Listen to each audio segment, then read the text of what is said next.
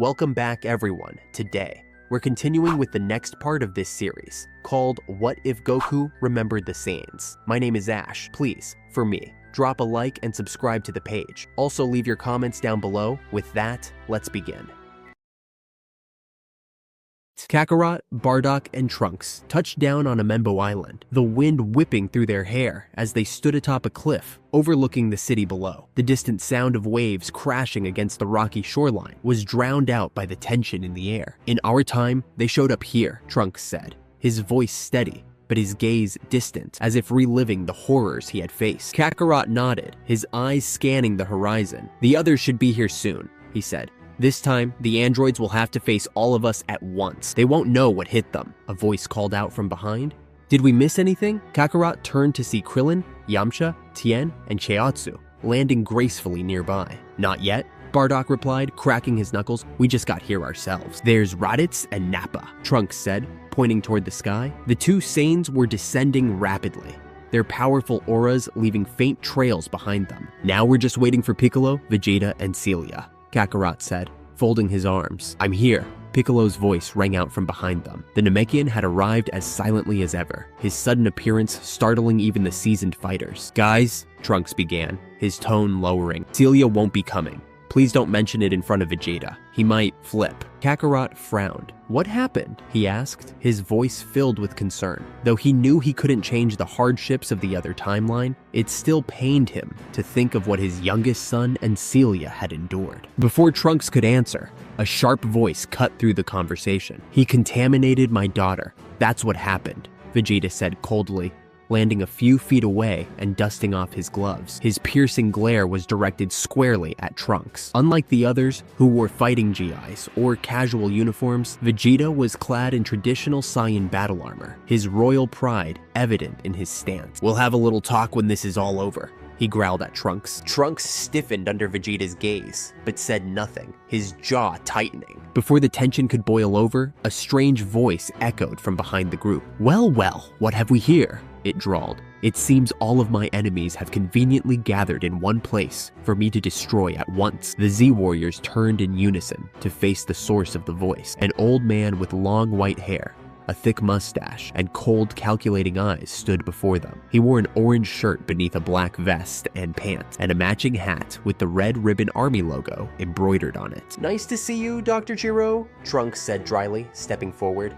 We've been expecting you. Dr. Gero's eyes narrowed slightly in confusion as he studied the young man. I can see that, he replied. Though I don't know who you are, my data has no record of you. But the rest of you, yes, I know all of you well, he sneered. I should thank you for saving me the trouble of hunting you down. We weren't about to let you sneak up on us and outnumber us, Trunks shot back, venom dripping from his words. His sharp gaze swept across the battlefield as more figures emerged. Floating behind Dr. Gero was Android 19, a bulky figure dressed similarly to his creator. His rotund frame was offset by his porcelain-like painted face, which gave him an eerie, doll-like appearance. To the side stood Android 17 and Android 18, both with arms crossed and expressions of utter boredom. 17, with his jet black hair tied back, wore a black t-shirt, blue jeans, and an orange scarf. Beside him, his sister, 18, adjusted her blonde hair as her denim vest and skirt caught the sunlight. Finally, another figure descended from above, landing gracefully behind Dr. Gero. He had blue skin, long blue-green hair, and a muscular build that radiated power. His white chest armor bore the Red Ribbon Army logo, and faint stitches ran along his neck, the only imperfection on his otherwise flawless appearance. Vegeta's eyes narrowed in recognition, his voice a low growl. Zarbone! The figure's lips curled into a smirk. It's 21 now, he said smoothly. A new name for the new power Dr. Gero has given me, and I intend to use it to tear all of you apart. The Z-Warriors stood in a tense circle, surrounded by the androids. Each fighter's eyes darted between their enemies, assessing the situation. Vegeta's scowl deepened as he struggled to gauge their power. Which one is the strongest? Vegeta demanded, his voice sharp with frustration. The inability to sense energy from the androids was grating on him. 21. Trunks replied evenly, his gaze locked on the blue-skinned warrior. He's the one who destroyed all of you in the future. Vegeta's lips curled into a sneer. He's mine, he growled. rocketing toward his former master's lackey without hesitation. "I've been meaning to settle the score anyway. I'll back him up," Kakarot said, sparing a glance at the others, before transforming into a Super Saiyan, his golden aura blazing to life. "I'll take the girl," Raditz said, nodding toward 18. "I've got Jiro," Piccolo said, his sharp Namekian eyes narrowing. "I'll handle 17, Trunks said, his voice resolute. Krillin glanced at Tien, Yamcha, and Kyaiotsu. "Looks like we've got the big guy," he said, pointing to 19. With their plan in place, Kakarot shot after Vegeta, whose initial assault was already underway. Vegeta closed the distance to 21 in an instant, his fist flying toward the android's face. 21 twisted effortlessly, dodging the blow with almost mocking ease. Kakarot teleported behind 21 just as the android countered, his fist driving into Vegeta's stomach and sending the Saiyan Prince skidding back. Kakarot's leg lashed out in a roundhouse kick aimed at the back of 21's head, but the android turned with lightning speed, blocking the strike with his arm. "I know all your tricks this time," 21 sneered, his voice dripping with venom. "And I've got plenty of new ones of my own." Before 21 could press the attack, Vegeta came at him from the side, forcing the android to turn and engage the prince again. Kakarot saw his chance. As Vegeta traded blows with 21, Kakarot cupped his hands together, gathering energy. The golden light around him intensified as he chanted the familiar words, "Ka, mi, ha, mi, ha!" A massive beam of blue energy tore through the air, aimed straight at 21's back. Without even looking, 21 raised one hand, palm up. The beam collided with his hand and disappeared. Kakarot's eyes widened in shock. He absorbed it? 21 pivoted, a cruel grin spreading across his face as he redirected the absorbed energy straight at Vegeta. The prince had no time to react as the blast struck him head on, sending him hurtling into the face of a nearby cliff. The android turned back to Kakarot, his smirk unwavering. "As you can see," he said coldly, "you're no match for me. I'm going to enjoy tearing you apart." "Not so fast," a deep voice bellowed as Nappa appeared in front of 21, his massive frame blocking the android's view. With a flash of gold, Nappa's aura erupted, his transformation into a Super Saiyan complete. His turquoise eyes glinted with determination, and his golden mustache and eyebrows gleamed in the sunlight. 21 laughed mockingly. "That trick again? Don't you insolent monkeys get it? Dr. Jiro studied all your moves and programmed me with everything I need to crush you.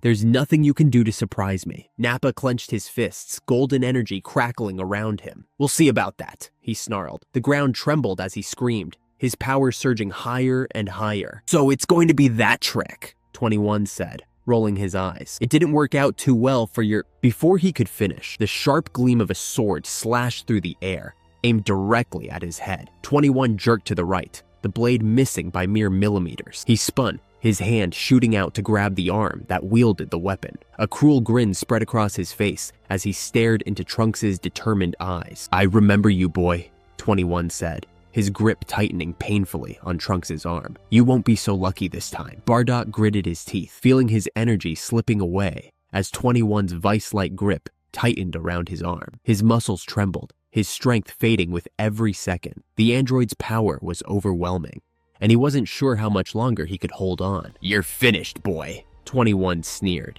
his cold laughter echoing through the battlefield, "just like your future self." Bardock's vision blurred, the edges darkening, when a thunderous voice roared across the sky. "Break cannon!" A beam of golden energy erupted from Nappa's mouth, slicing through the air with devastating force. 21 turned at the last moment, releasing Bardock as he brought his hands together to intercept the attack. The energy blast slammed into his palms, and with shocking ease, he absorbed the entire attack. "Pathetic," 21 scoffed, his cruel grin widening.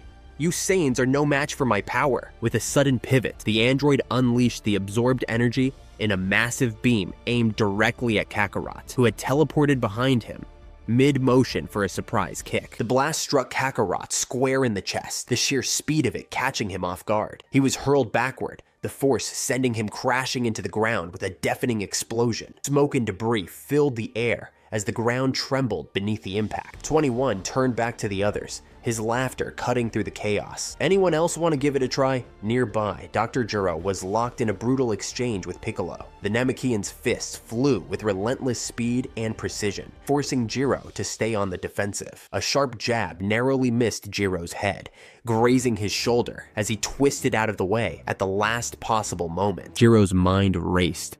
This Namekian shouldn't be this powerful, he thought, recalculating his odds. Based on my data, there's no way to beat him at my current energy levels. But a sinister grin crept across his face as he devised a solution. Shifting his weight, Jiro countered with a lightning-fast punch aimed at Piccolo's midsection. Piccolo dodged with ease, his superior speed allowing him to sidestep the attack. The Namekian retaliated with a devastating uppercut, his fist driving into Jiro's metallic stomach, with enough force to send shockwaves through the ground. Jiro staggered, but used the momentum to clamp his hand onto Piccolo's wrist. The moment he made contact, he began draining the Namekian's energy. Piccolo's eyes widened in shock as a cold, numbing sensation spread through his body. What? He managed to say, his voice strained as he tried to pull away. Jiro smirked, tightening his grip. "It's over, Namek," he said, grabbing Piccolo's other arm as the Namekian tried to punch him loose, with both hands secured.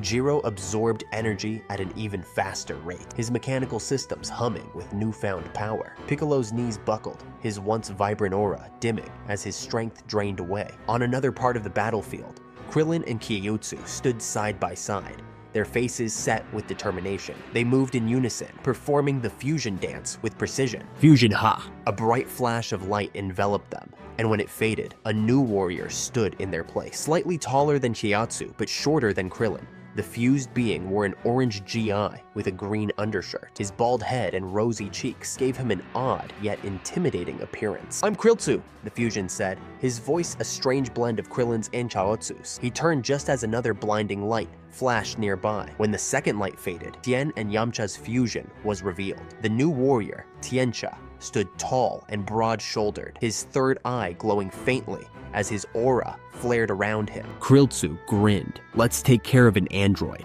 he said, his energy spiking as he activated a Kaioken X-20. "I'm in," Tiencha replied, his own aura igniting with crimson power as he also pushed to a Kaioken X-20. The two fused warriors charged at Android 19, their movements blurring with speed. 19's expression shifted to panic. His internal sensors analyzed the new threats, but there was no data on these warriors. They were familiar, but fundamentally different, and far more powerful. Before he could react, Tiencha was upon him, unleashing a rapid barrage of punches and kicks. Each strike connected with brutal force, cracking the android's armor and leaving him reeling. Krilltsu followed, darting in with a spinning kick that sent 19 staggering backward, sparks flying from his damaged frame. 19 tried to counter, his large hands swinging wildly, but the two fused warriors moved too quickly, seamlessly weaving around his attacks. The android's systems were overwhelmed, his movement slowing as his power reserves dropped. "Looks like we've got the upper hand,"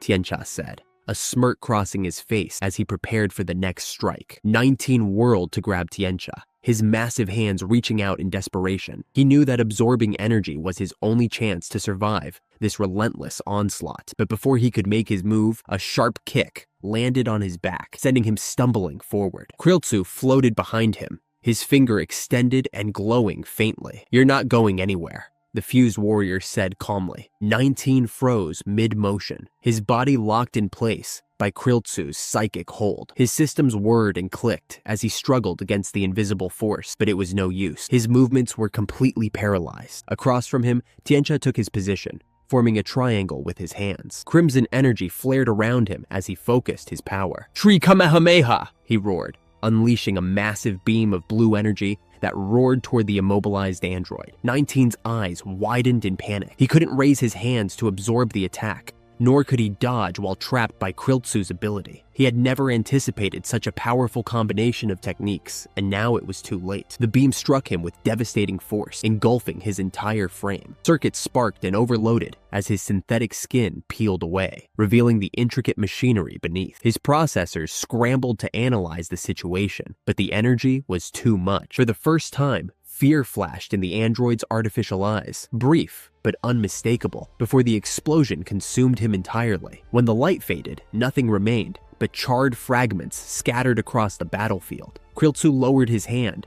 his rosy cheeks glinting in the aftermath. "That takes care of him," he said. Tiancha smirked, cracking his knuckles. One down, not far away, Raditz's golden aura flared as he rocketed toward Android 18, each movement faster and more precise than the last. He unleashed a flurry of kicks and punches, each one landing with enough force to send shockwaves through the air. 18 floated back, her expression calm but focused as she shifted into a defensive stance. She raised her arms, blocking and parrying the blows as they came, though each one pushed her farther back. "He's stronger than I expected," she thought. Her teeth gritted, but her confidence didn't waver. Strength alone wasn't enough to win this fight. She knew his moves, every punch, every kick, and she could anticipate his attacks almost perfectly.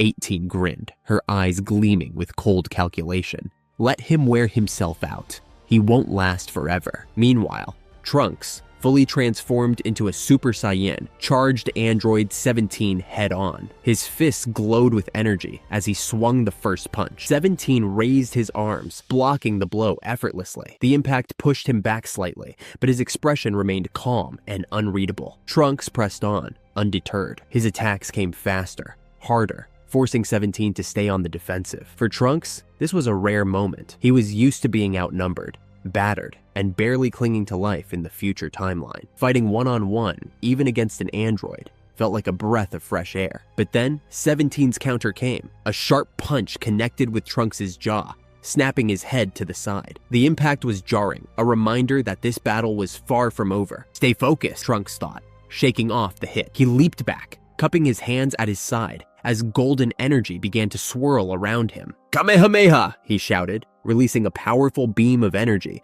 that surged towards 17. The android crossed his arms, summoning a shimmering barrier that enveloped him in a protective dome. The beam struck the barrier with a deafening crash, the explosion sending dust and smoke billowing into the air. Trunks grinned, his chest heaving as he caught his breath. "That's got to have done something," he muttered to himself, his confidence building. For the first time, he felt like he was in control of the fight. But as the smoke cleared, his heart sank. 17 stood in the same spot, completely unharmed. The barrier disappeared, and the android dusted himself off with an almost bored expression. Trunks tensed, dropping into a fighting stance as his golden aura flared once more. "Okay," he muttered, steadying his breath. "Guess it's not going to be that easy." 17's lips curved into a faint smirk as he began his counterattack. Kakarot groaned as he pulled himself out of the crater, the debris falling from his shoulders as he stood shakily. He glanced upward, his golden aura flickering weakly. Above him, Bardock and Nappa were locked in a fierce battle with 21. But it was clear they weren't faring well. The android wasn't even trying. He blocked their punches and kicks with effortless precision, almost mocking them with his casual movements. Occasionally, he'd lash out, delivering a crushing blow to one of them, sending them flying back before they regrouped to attack again. Kakarot clenched his fists at his sides, frustration boiling inside him. "We have to stop him here," he thought. "For the sake of everyone on Earth, we can't lose." But no matter how much he pushed himself, his power wasn't responding. He could feel his strength slipping away faster than it should have. Even accounting for the energy he'd used, he gritted his teeth, forcing his power to its limits, but his body refused to cooperate. His golden aura flared briefly before flickering out again, weaker than before. Then, a sharp pain stabbed at his chest, stealing his breath. He gasped, clutching his chest as beads of sweat rolled down his face. "What's happening to me?" he thought, his heart pounding erratically. Determined not to give up, Kakarot raised his hand to his forehead and teleported behind 21, aiming a punch at the back of the android's head. But his movement was sluggish, too slow in his current state. 21 turned with a smirk, dodging the punch with ease. In a flash, he grabbed Kakarot by the neck, lifting him off the ground. "Pathetic," 21 sneered, tightening his grip. Kakarot's vision blurred as his energy drained rapidly. His body felt colder with each passing second, the chill spreading from the android's hand. Realization struck him like a blow. He can absorb energy. That explained why his earlier attack had been useless, and why his strength was fading so fast now. His golden hair dimmed, the glow fading entirely as it reverted to its natural black. Bardock, still battling nearby, saw his father's transformation fade. Panic flashed through his mind as he watched Kakarot's energy disappear. The memory of the icy sensation when 21 had grabbed him earlier returned in full force. "No!" Bardock shouted, his voice filled with desperation. He knew exactly what was happening, and he knew he didn't have time to hesitate. If he didn't act now, his father wouldn't survive. Fueled by adrenaline and raw emotion, Bardock rocketed toward 21, moving faster than ever before. His golden aura blazed around him like a comet, the sheer force of his speed creating a shockwave in his wake. 21 turned his cold gaze to the young Super Saiyan, a cruel grin spreading across his face. Without releasing Kakarot, the android raised his free hand, a massive orb of stolen energy forming in his palm. "Let's see if you can handle this," 21 said, his voice dripping with malice. With a flick of his wrist, he hurled the energy blast at Bardock. The attack was enormous, crackling with destructive force as it shot toward the young Saiyan. Bardock had no time to dodge. His instincts screamed at him to brace for impact, but he knew the odds of surviving were slim. He crossed his arms over his face, his golden aura flaring as he prepared for the worst. "I'm not ready to die," Bardock thought, closing his eyes tightly. "But if it means saving my father, then so be it." The blast raced toward him, the air crackling with energy as it bore down on him. In that moment, everything seemed to slow down. Nappa's sharp eyes followed the massive blast 21 had unleashed at Bardock. The boy stood firm, his arms raised in a defensive stance, his golden aura flaring defiantly. But Nappa knew the truth. There was no way Bardock could survive that attack. The thought hit him harder than he expected. Bardock was just 10 years old and already a Super Saiyan, a feat that astounded even Nappa. The boy's potential was limitless, his power growing at a pace that defied logic. He thought back to when he first met Bardock, only 5 years old at the time. Even then, the boy's raw strength rivaled what Nappa had achieved at nearly 70. This kid might be the planet's only hope, Nappa realized. If anyone can save us from this nightmare, it's him. But not if he dies here. In that split second, Nappa made his decision. Without hesitation, he rocketed toward the descending energy blast, his own aura blazing like a comet. As the blast closed in, Nappa shoved Bardock out of its path with all his strength. "Live, boy," Nappa muttered, his voice steady, despite the storm of energy bearing down on him. The blast struck Nappa full force. His body was engulfed in a torrent of searing energy that tore through him mercilessly. Flesh burned away, exposing bone until even that disintegrated into ash. A fierce wind scattered what remained of the warrior, leaving nothing behind. Bardock hit the ground hard, rolling several feet before coming to a stop. Dazed, he lifted his head just in time to see the last traces of Nappa vanish into the wind. A tear slipped down his cheek, the weight of the sacrifice sinking in. But there was no time for grief. His father was still in danger. Bardock pushed himself to his feet, wiping the tear away as his gaze locked onto 21. The android still held Kakarot by the neck, his grip unrelenting. Before Bardock could act, a boot slammed into 21's face with a thunderous crack, sending the android staggering. Kakarot dropped to the ground, gasping for air as the grip around his neck released. 21 turned toward the source of the attack, his expression darkening. "Ah, Vegeta,"